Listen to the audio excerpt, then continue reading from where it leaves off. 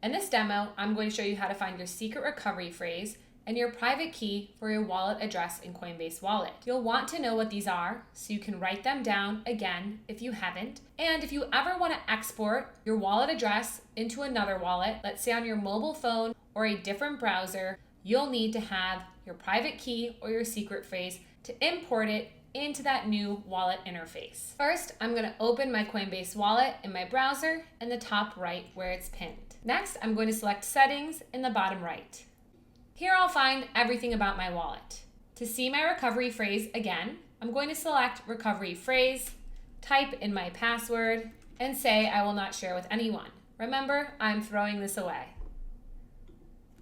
Now I can see it again and write it down if I need to. Then I'll want to show my private key. You will not be shown your private key when you first download your wallet. You'll have to go here to find it. Once again, I'm going to type in my password. I will not share my private key with anyone. You would never share this with anyone, and hit continue.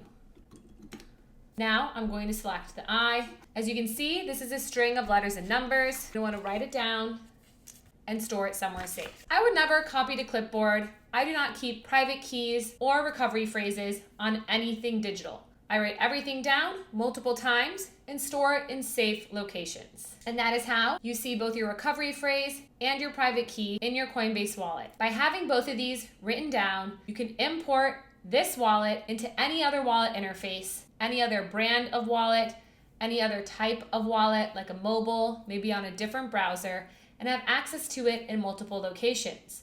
It also gives you and only you access to this wallet, so there's many reasons you're going to want to access these and write them down if you haven't.